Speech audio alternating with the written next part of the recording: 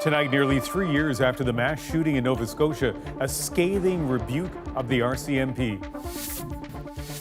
We do not shy away from declaring hard truths and accountability.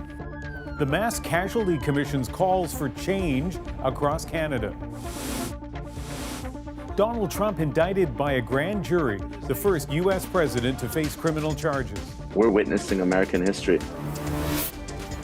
The small Ontario town looking to make someone an instant millionaire. It's unbelievable. The popularity is so outrageous. The surge of people trying to catch the ace. This is The National with Ian Hennemanson. Good evening. There are calls tonight for a major overhaul of the RCMP in the wake of the 2020 mass shooting in Nova Scotia. An inquiry into that tragedy has delivered its final report. It is detailed and it is scathing. Over 13 chaotic hours from the evening of April 18th into the next morning, 22 people were murdered by a gunman posing as a police officer. The Mass Casualty Commission set out to determine how and why that happened, and today it's calling out a string of failures in the RCMP's response and listing 130 recommendations. Most of them fall into two broad categories: policing and gender-based violence. Kayla Hounsell begins with what the commissioners say needs to change within the RCMP. I have his remains in there with me, so he's with me at all times. Charlene Bagley keeps her father close. Tom Bagley was killed in the mass shooting while trying to save his neighbors. She's optimistic about the commission's findings. It looks good on paper. The report is more than 3,000 pages. It takes greatest aim at the RCMP, denouncing the force for not warning Nova Scotians in a timely manner, depriving them of potentially life-saving information while a man in an exact replica RCMP cruiser terrorized their communities. The force also didn't follow multiple policies already recommended from previous tragedies, like the Moncton shooting that killed 3 Mounties, and the Parliament Hill shooting, both in 2014. Overall, the commission found the force lacked preparation, communication, leadership, and training. The mandate was not to lay blame. However, we do not shy away from declaring hard truths and accountability. You've certainly outlined a number of inadequacies, but can you answer this question directly for Canadians? Did the RCMP fail the public on April 18th and 19th, 2020? I can say it no better than Officer Campbell. I apologize for failing. Last year, Chief Superintendent Darren Campbell testified before the commission, one of the only RCMP members to apologize. I know our RCMP employees worked to the best of their abilities and did everything they could with the training and equipment they were provided. Commissioner, you've said that you're sorry for the family's pain, but are you sorry for the mistakes your officers made? I am terribly sorry for the pain and suffering that the families went through. Duhem said repeatedly he hasn't read the report. I just haven't gone through the recommendations just yet. More than half of the recommendations relate to the RCMP. They include calls for major changes to how the force operates and an independent review. Commissioners also want to get rid of the RCMP training depot in Regina, replacing it with a 3-year degree and training facilities across the country. He wouldn't want us hurting. He'd want us happy. Bagley says her father would be happy this chapter is over. In the meantime, I'm just not giving up, and he knows that. Multiple families today calling on governments to implement these recommendations so their losses can lead to meaningful change. And Kayla, to that point, what happens next? Well, these are recommendations, so it will be up to the federal and provincial governments to actually make these changes. One of the recommendations is that the governments actually create an implementation committee within the next 2 months so that there's some way to monitor what's being done and when. And Ian, the commission further recommends that that committee provide public updates every 3 months. Thanks, Kayla. The report also draws the link between mass casualty events like the Nova Scotia shooting and gender-based violence, and it calls for major change. Maria von Stackelberg takes us through that. Before Gabriel Wortman killed 22 people in Nova Scotia in 2020, the Mass Casualty Commission report says he controlled and abused the women around him for years, including his longtime partner, Lisa Banfield. The inquiry says that connection can't be ignored. Those who perpetrate mass casualties often have an unaddressed history of gender-based intimate partner or family violence. The report calls gender-based intimate partner and family violence an epidemic, saying, like COVID-19, it needs to be treated like a public health emergency by everyone. Women have been carrying, through community-based organizations, the burden of protecting women almost exclusively for far too long. It's time for men to step up. Others have been pointing to the link between domestic violence and mass killings for decades. There's a very common factor that a lot of situations where usually a white male perpetrator decides to enact violence on the public, he already has practiced, so to speak, on somebody in his family, usually a woman. In this case, the gunman's violence on that awful weekend targeted Banfield first. But the commission says RCMP did not treat her like a survivor, at one point charging her with providing ammunition. The report says the Mountie's actions is why survivors of intimate partner violence may not go to police. The way she was treated in the aftermath of this massacre, which began as an assault against her, is disgraceful. But this report is the first step to preventing that from ever happening again. The RCMP defends how they treated her. Our officers treated her in a very respectful, trauma-informed. The inquiry calls on governments at all levels to do more to fund programs that deal with domestic violence. Services they say have been underfunded for years, to the point where women's lives are at risk. Marina von Stackelberg, CBC News, Ottawa. The Prime Minister was in Nova Scotia for the delivery of this report. He says the government will now take time to digest what it says. There's no question there need to be changes, and there will be, but we will take the time to get those right. This is a difficult story for many people, and if you need to speak to someone about it, there are a couple of places you can reach out to. The Nova Scotia Provincial Crisis Line can be reached at 1-888-429-8167. You can also call 211 or visit call211.ca. And we're going to continue this conversation later in the hour. Rosie and the At Issue panel are here to look closer at some of the recommendations and the response so far. That's in about 20 minutes. Akwesasne Mohawk police in Quebec say they found 6 bodies in the St. Lawrence River. According to the local chief of police, one of the bodies is a child carrying a Canadian passport. The nationalities of the other 5 are not known. The bodies were spotted by a Canadian Coast Guard helicopter, and an investigation is underway. Donald Trump has been indicted. For the first time in history, a person who served as U.S. president faces criminal charges. As Katie Simpson shows us, the political spectacle swirling around the case has already begun. A nation braces for whatever comes next. The indictment of Donald Trump is a firm step in uncharted territory with potentially explosive ramifications. We're witnessing American history. Never has a former president been indicted or charged with the crime. The charges are under seal, but inside this Manhattan courthouse, a grand jury has spent months investigating a hush money payment to adult film star Stormy Daniels to keep their alleged affair secret in the final days of the 2016 election campaign. A spokesperson for the Manhattan District Attorney says, "This evening we contacted Mr. Trump's attorney to coordinate his surrender on a Supreme Court indictment." I think this is an outrage, but I also think at a time when the American people are struggling so much that this will only further serve to divide our country. Trump is maintaining his innocence. In a statement, he says this is political persecution and election interference at the highest level in history, calling it part of a witch hunt to destroy the Make America Great Again movement. When Trump appears before authorities in New York, he'll be photographed, fingerprinted, and possibly even placed in handcuffs. It is a moment he is said to fear, and yet is using it to his advantage, fundraising off his legal troubles and gaining sympathy from supporters. The new weapon being used by out-of-control, unhinged Democrats to cheat on election is criminally investigating a candidate. Security has been ramped up around the Manhattan courthouse after Trump previously called for protests and suggested his arrest could trigger violence.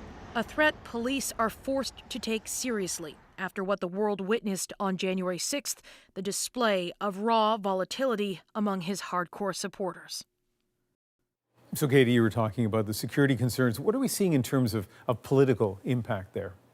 Anytime Trump has faced real legal trouble, Republicans unite behind him, including powerful lawmakers who are absolutely ripping apart this development on social media. Expect that to intensify in the lead up to next Tuesday. One of Trump's lawyers tells the New York Times that's when he'll surrender. Ian. Thanks, Katie. Thanks. Well, for some analysis, let's speak to Adam Kaufman, a former prosecutor and chief of the investigative division in the Manhattan District Attorney's Office, the office that's investigating all of this. Adam, thanks for joining us. Ian, thanks for having me on the show tonight. We don't have the grand jury process in Canada, so what do we know, if anything, about the evidence in this case and how strong it is? Sure. Well, at this point, we really don't know too much. Under New York law, the grand jury process is secret, and until the indictment is unsealed by a court, we won't know exactly what it contains. We do know at this point, we at least have been heard in the public media that it involves the Stormy Daniels, the hush money, and allegations that business records were falsified to cover up those payments. And it's what they always say, the cover up is sometimes worse than the crime, and that may just be the case here. Trump and his supporters are already dismissing this as political. And when it comes to this case and other possible charges, do you think the DA's office will be taking into account the superheated politics as they decide how to proceed? It's hard to say. I mean, the politics are really out of control. Everything, as you see in the media, everything here is political now.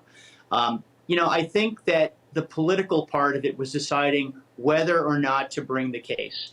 And you can debate back and forth whether politics played a role in this decision, different issue. I think once the case has been brought, then the line prosecutors sort of take over and they handle it as they would any case, trying to see the case through to probably a trial and a conviction. We have less than 30 seconds, but when you're dealing with a former president, it's unprecedented. Do you think the booking process for him, fingerprints, mugshots, will be the same as it is for everybody else? I think it'll be a little different. Typically, a white-collar defendant will come in and surrender to the DA's office. They'll be booked through the district attorneys, investigators, and detectives within the DA's office itself.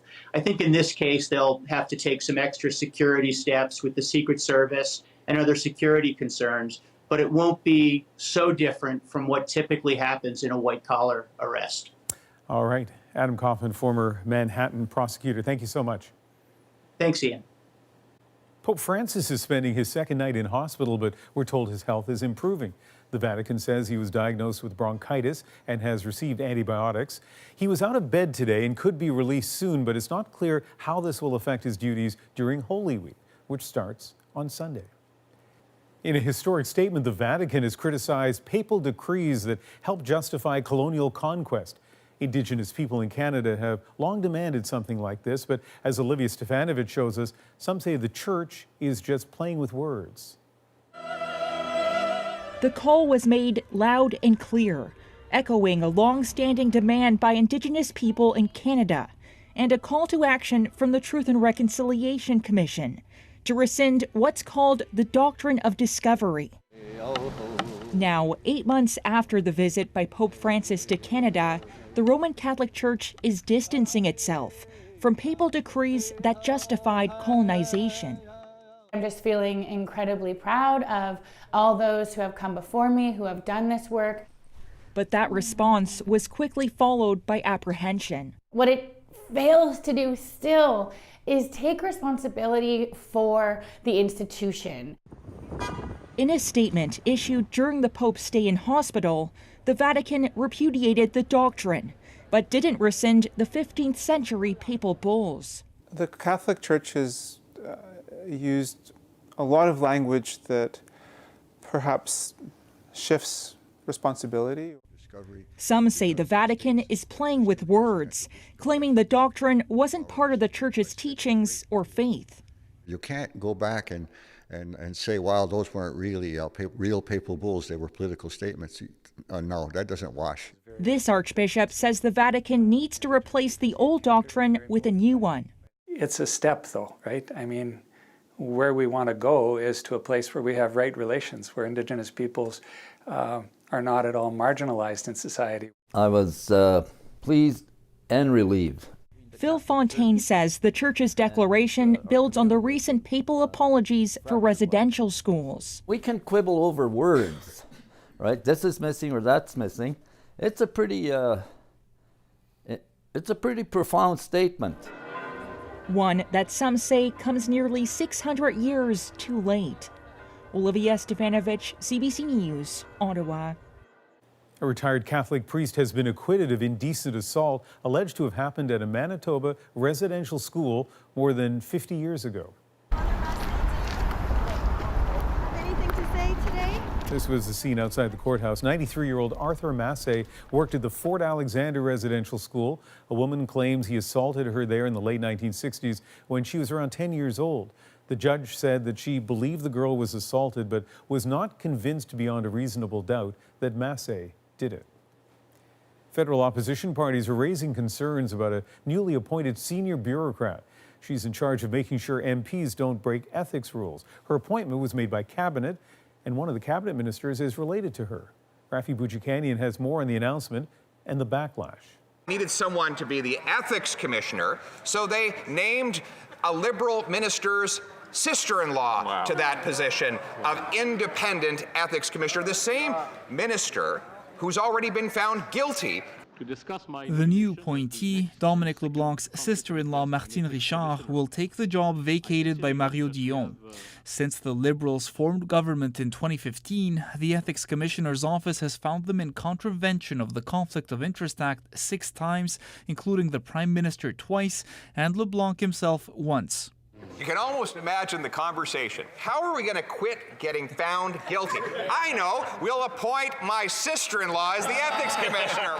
But Martine Richard did start working in the Ethics Commissioner's office when Stephen Harper was Prime Minister, something the Liberals were quick to point out. They've taken a lot of difficult positions against this government and, frankly, against that party, which have been well received in the sense that, Mr. Speaker, the Ethics Commissioner's job is to hold us to the highest possible standard. The interim appointment is for 6 months. So to our mind, it's not appropriate that we have somebody who is a close relative of a cabinet minister taking on that job, even on an interim basis. CBC News reached out to the offices of both Dominic LeBlanc and the Prime Minister. They referred us to the top civil servants who pointed out Richard has held a senior position at the Ethics Commissioner's office for 8 years, and the Ethics Commissioner's office did not get back to us. Rafi Boudjikanian, CBC News, Ottawa. An American journalist is behind bars in Russia tonight, charged with spying for the U.S. government. As Briar Stewart reports, it's the latest escalation of tensions between the two countries. Evan Gershkovich was led into court and charged with espionage, a case Russia considers so top secret, even Gershkovich's lawyer was barred from attending. They held a quick hearing, he said. I don't know how long it lasted.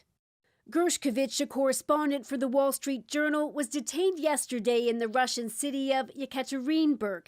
He's accused of spying for the U.S. government. Gershkovich pleaded not guilty, but top Russian officials are speaking as if he's already convicted. President Putin's spokesperson said Gershkovich was caught red-handed, and Russia's foreign ministry accused him of masquerading as a journalist. What he was doing in Yekaterinburg was not journalism, she said. In a statement, the Wall Street Journal said it vehemently denies the allegations from the FSB and seeks the immediate release of our trusted and dedicated reporter. Yaroslav Shurshakov was planning to see Gershkovich this week. The political strategist had met him 2 weeks ago and spent 2 days showing him around Yekaterinburg. We did not discuss the military-industrial complex. We talked about social and political issues. He says Gershkovich was working on a story about people's views on the private Russian military contractor Wagner. Shishakov says his arrest was clearly about politics. Evan is our regime's latest hostage in order to barter with the Americans. These espionage charges are ridiculous. The targeting of American citizens by Russian government is unacceptable. Russia routinely arrests and jails its own journalists, but this is the first time in years that a member of the foreign press has been charged with espionage. If Gershkovich is convicted, he could face 20 years in prison. Briar Stewart, CBC News, London. King Charles has made his first state visit since assuming the throne, a trip to Germany. More recent generations may think as readily of the Beatles or Kraftwerk. After a speech to the German parliament and talks with the country's chancellor, the king went to the countryside and toured a cheese factory. He was supposed to go to France first, but that was derailed by protests there over pension reforms. The government is considering if it will restore Hockey Canada's federal funding, but MPs have concerns. We had an order from this committee that was being disregarded by Hockey Canada. Will Hockey Canada hand over the final report on an alleged 2018 sexual assault? And safe at second. Both scores ahead of Varsha. Bring on the Peanuts and Cracker Jacks. Baseball is back with some new rules to make the game more exciting. Plus, it's unbelievable. The popularity is so outrageous. the thrill of Catch the Ace. A small town in southern Ontario is overrun with visitors hoping to win the jackpot. We're back in 2.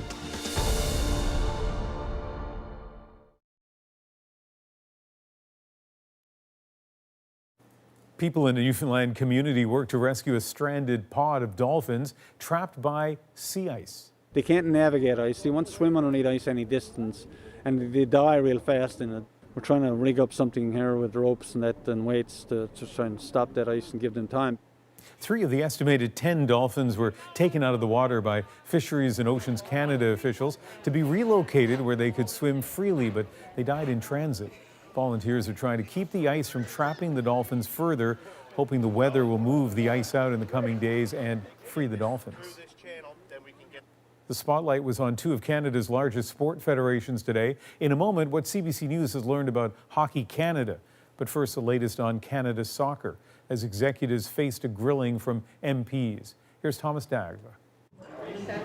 After months of turmoil at the top of Canada soccer, current and former executives of the federation faced pointed questions from skeptical MPs about generous salaries. It's been reported that you earned $2 million from soccer in 2019. About gifts for top officials. Over $11,000 for new suits. And much less lavish treatment for women's players. This is an organization run by men, for men.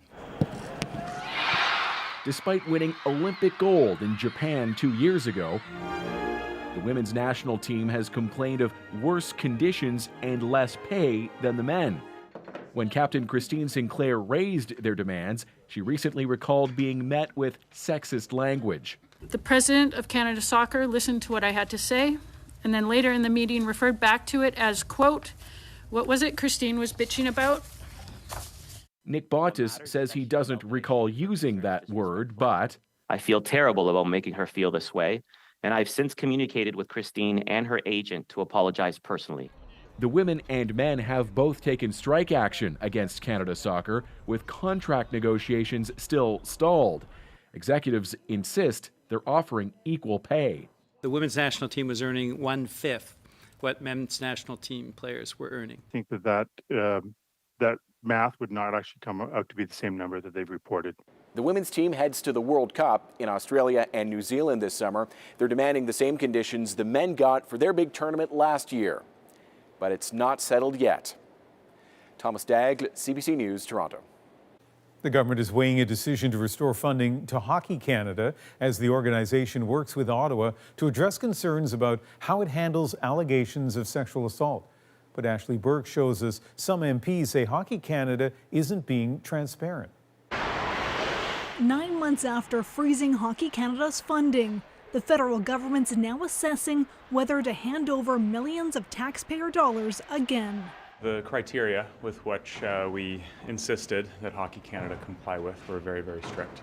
And we're happy to see some progress, at least. Totally inappropriate. In June, the Minister of Sport put Hockey Canada on ice after she said now ousted executives failed to deliver key answers at a parliamentary committee about its handling of an alleged 2018 sexual assault by a group of hockey players.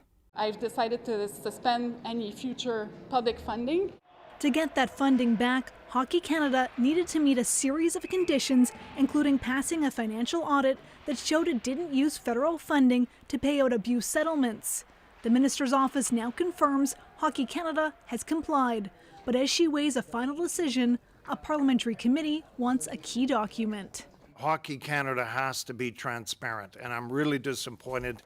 A final report by the law firm Hockey Canada hired to investigate that alleged 2018 assault. Hockey Canada told CBC News it will deliver the report, but it asked the committee to consider the serious risks that producing the report to the committee could have on the ongoing police investigation and Hockey Canada's independent adjudicative process. We had an order from this committee that was being disregarded by Hockey Canada. I believe there's a way of managing receiving the report and also addressing the confidentiality concerns. The minister's office hasn't said when it will make a final decision on restoring funding. Hockey Canada received $7.7 million in taxpayer money the year before that funding was suspended and ended that year with $98 million, making it by far the richest national sport organization in the country. Ashley Burke, CBC News, Ottawa. After the break, Rosie is here with that issue. Hi, Ian. Tonight we're obviously going to talk more about the report coming out of the Mass Casualty Commission. We are calling for major changes to RCMP oversight, processes, and culture. How damaging is this report for the RCMP? What changes might come from it? Chantal, Althea, and Aaron Wary join me to talk about that and more.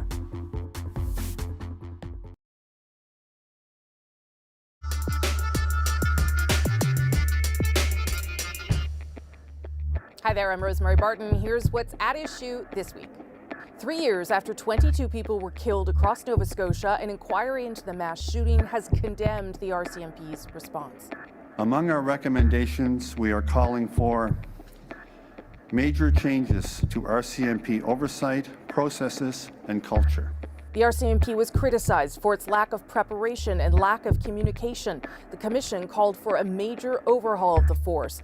The RCMP apologized to the people of Nova Scotia, but had not read the report and could not respond in detail to the recommendations. The RCMP is fully committed to rebuilding the trust and confidence of Nova Scotians. As part of these efforts, we must ensure that the vital work of the commission will last a lasting impact on public safety. Meanwhile, Public Safety Minister Marco Mendicino vowed to hold the RCMP to account. And my job as the Minister of Public Safety is to hold the RCMP and law enforcement to account to ensure that we make the reforms that are necessary. So what's to be made of the Commission's recommendations? What kind of changes should be made or could be made in light of this to the RCMP? Let's bring in at issue Chantal Hébert, Althea Raj, and filling in for Mr. Coyne this week, Aaron Wary. Good to see everybody for a third time, some of you this week, so thanks for doing this. Chantal, I'll start with you. There are 130 recommendations, I believe, and more than half of them are about policing, the RCMP, policing culture. It also seems to me that we've heard some of these same recommendations before. What did you make of what the Commission had to say about the RCMP's response and some of their problems that they identified? What they had to say about the RC response to previous incidents and to this tragedy was that the RCMP had not done much of anything to figure out where it went wrong and what it needed to get right. This reads like an indictment of Brenda Lucky's leadership, the commissioner who resigned understandably just a few weeks ago. And you have to think that if she had not, she would be tonight out of a job in any event. Mm-hmm. The opportunity for the government here is to appoint someone with a clear mandate to make fairly systematic changes And before that happens, the government has to decide whether it still believes those changes can be done from the inside rather than go for a larger overhaul of the RCMP. One of the recommendations was for the Public Safety Minister to commission an independent review of the RCMP. Is there enough here, Althea, that there would be a political will to do that and to actually make some significant changes to the RCMP? If they wanted to do it, the Commission's inquiry report absolutely gives them the ammunition to do it. But it was notable that Marco Mendicino would not commit to that. In fact, my takeaway, well, first of all, I think we need to remind the viewers that the federal government and the provincial government did not want to do this inquiry. They were dragged into it, frankly, by the families of the victims who forced them, after they had announced a review that was unsatisfactory, that would likely lead to very few questions answered publicly, to have this commission. So thank you to the families of the victims who had to fight to get this. Instead of hearing the RCMP and the Public Safety Minister say, thank you to the commissioners for this advice, and we know that this advice has been given to us for more than 2 decades, we will finally act. We did not hear that. Instead, we heard the interim head of the RCMP acknowledge that the Mounties had received the report yesterday, and he had not taken the time to read the recommendation. Like, what else, Commissioner Duhem, did you have to do yesterday that prevented you from looking at the recommendations for the worst mass murder in Canadian history? I find it mind-boggling. And that the Public Safety Minister would come out essentially acting as a defender for the RCMP? Like, I am not convinced that changes can be brought with this Public Safety Minister, and frankly, obviously not with this commissioner either. Aaron, what do you make of what it says about the state of the RCMP? Well, it doesn't say much good. There's an overall kind of overarching finding at one point that says, there are major changes that need to happen to RCMP culture, about how decisions are made, about admitting fault, admitting mistakes. I mean, that's sort of root and branch stuff. And I think to Althea's point, it does put a lot of pressure on the government to get the next RCMP commissioner right, but I think it's twofold. One is to make sure that you've got an RCMP commissioner who can make the internal changes. But to Althea's point, it also would behoove the government, I think, to find an RCMP commissioner who can represent this police force and that organization publicly in a way that builds confidence and trust, and that shows openness and a willingness to engage with serious concerns about how that force is being run. I think that, as much as there are internal problems clearly with the RCMP, I think it has really suffered under this interim commissioner today and over the previous commissioner with just a lack of a public presence that can speak, straightforwardly to what's going on and sort of account for what's going on in that organization. Well, to Althea's point, Chantal, one of the things the report says is that the RCMP did a terrible job at communicating in the moment of the tragedy and after. And then to see the interim commissioner today unable to communicate much about the report, to me seemed curious. I guess he hadn't read the recommendations, but it's hard to understand if the RCMP is able to learn lessons given that. Well, I think it's clear that the interim commissioner will not see the word interim taken off his title to take on the job permanently. I think the RCMP knew that this report was going to be devastating. And I also think that, like the government initially, it never wanted this commission to report. So whoever takes on that job is going to, yes, have to learn to communicate, but also will have to find allies from the inside. And I think that's going to be the biggest question. It's one thing to appoint someone with a clear mandate to clean house, but that can't happen unless you've got allies inside, people who trust you. At this point, there is no public trust and no government trust in the RCMP. But it's not clear that the people inside the RCMP will be able to trust anyone who is appointed to make changes. So this is not something that will be resolved overnight or by a ministerial statement in the House of Commons. Because Althea, the changes recommended are not just about communications, they're not just about how they do their job, they're everything from accepting responsibility to training at the depot. Like everything is on the table when it comes to what has to happen inside the RCMP. And that the Mounties may not end up looking like the police force that we see today. That's right. No, they are sweeping recommendations. And when you read this report, and I haven't read all of it, but from what I have read and the recommendations I have gone through and the facts, just the findings of fact, it is so unbelievable that you could have a police force that seems to fail at every turn, that is unwilling to listen to the people that it serves, that structures are not in place. It's so sad to read this and to think that the response that we have received is what we got today. It doesn't reflect, we're in this point of crisis. We talk about public trust almost every week on this program. We talk about government secrecy, about secrecy in other offices. And here is a chance to rectify the course. And I agree with Chantal. It is going to be immensely difficult. Like, I think we have said that about every RCMP commissioner, frankly, at least in the 12 years I've been on this program. But I think this is a pathway for change that the commissioners are giving the Mounties if they are willing to accept it. And the response today, and I guess this is why I'm so flabbergasted and shocked and still emotional about it, it just did not meet the moment. Chantal and then Erin. I was listening to us and I was thinking back, did we not have these panels about the armed forces?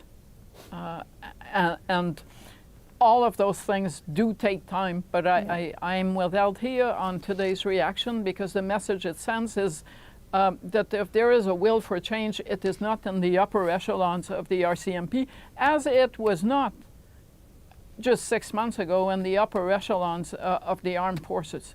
And while some of the things I read today, sending warnings on Twitter in a rural area where the internet is not everywhere and where people don't live on Twitter, they're not like us who are addicted, it boggles your mind that even the small things were done poorly. Yeah. But the report shows that it's not just the small things. It starts at the top and it permeates every operation. And that's why the Commission, up to a point, overstepped its mandate in the sense that they were studying a specific situation, but they have come out with a report that covers the entirety of Canada. Erin. I would say in addition to the RCMP changes, it's interesting to see the gun control measures that this report lays out. If you'd asked me yesterday, I would have said this government had no way forward on gun control after the last attempt ended so badly. I think this report maybe gives them a way to move forward on some further measures on gun control. I would say, though, on the RCMP and on gun control and on everything writ large, we look at the United States and Canada and say, we're flabbergasted by the fact that they have shootings and massacres and nothing changes. And I think this is one of those moments where you have to hope that that Canadian officials, the federal government and the RCMP can actually move forward and make some changes here, because that's what seems to be so sorely lacking in our American neighbor. Just maybe 20 seconds, Althea and Chantal, on the issue of guns and whether there's an opportunity here. Althea. Yep, no, I agree with Erin. I think it's a really good point. Again, I think maybe new leadership would be helpful on that front. But absolutely, it gives the government an in to do actually what I think it wants to do. Chantal, last word. Well, you don't even need to suspect that it wants to do it, because it reflects the amendments that they had put forward last fall that they had to withdraw. So on balance, that section of the report was possibly good news for the government, although I'm not convinced that there is a lot of political will at this juncture to re-enter the gun control free. Okay, got to leave it there. Thank you all very much. Appreciate it. And I'll send things now back to Ian, and he's in Toronto tonight. Thanks, Rosie. Lots more still to come on tonight's National. We head to a small Ontario town where a jackpot could be at the end of this lineup. I've been here since it was at 1500. That was 30 weeks ago. What's behind this weekly influx of fortune hunters and the impact on the community? That's next.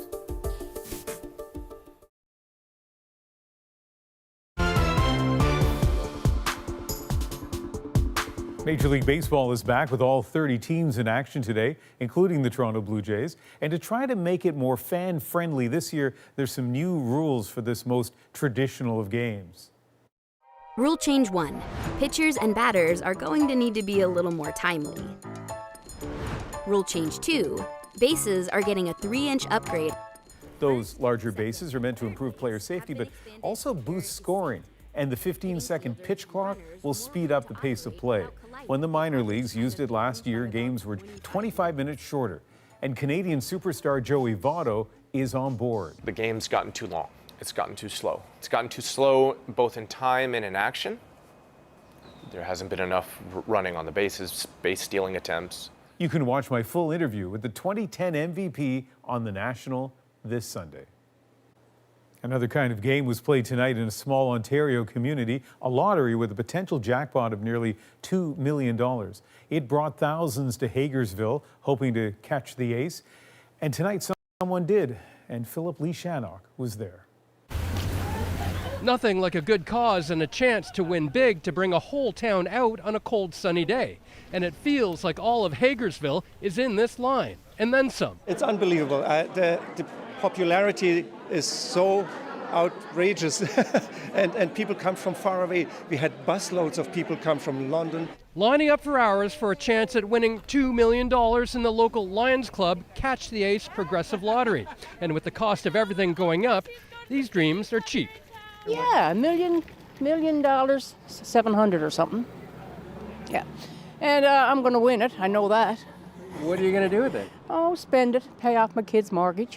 For 44 weeks, the card hasn't been found, so the jackpot keeps growing. And the line to buy tickets has been growing along with the excitement. The odds have drawn people from far and wide, and that's been good for business. They're making the sacrifice to have to come sit here at the end of the bar, have a couple of drinks, talk about the lineup, fill up their tickets, go back over there and enjoy themselves. Making their way to this town from as far away as Sarnia, where at the end of this line they buy tickets for a chance to guess where the Ace of Spades is. And this is how it works. You buy a ticket, and if it's drawn, you get a chance at choosing where the Ace of Spades is. But even if you don't win the jackpot, you still leave the night a winner, taking home 20% of the ticket sales. The other half goes to local charities. There is basically no loser. That's wonderful. That's the greatest scenario. The cash-strapped local hospital already has a long wish list. Divine intervention. And it all came down to this, a winner.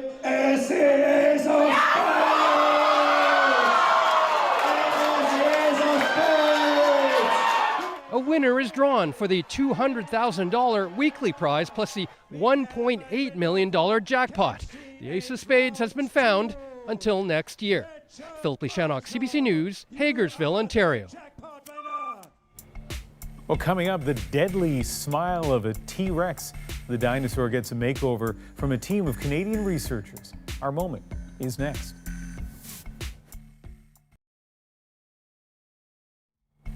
When you think of dinosaurs, this scene from Jurassic Park probably comes to mind. A big, snarling T-Rex with a mouth full of exposed teeth. But a brand new study by Canadian researchers has found the dinosaur likely had lips, making it more Barney than Beast. And that news is our moment. Dinosaurs like Tyrannosaurus rex likely had lips. Earlier today, we released our study in the journal Science. We discovered that large dinosaurs like Tyrannosaurus rex likely had lips similar to a lizard and were not like a crocodile with their teeth exposed all the time. This idea was popularized in things like Jurassic Park many years ago. Because it was thought perhaps the T-Rex teeth were too big to be covered by some kind of a scaly lip. But when we actually did the measurements for the paper, like, oh no, it's like the proportions totally make sense for it. The teeth would have fit in the mouth.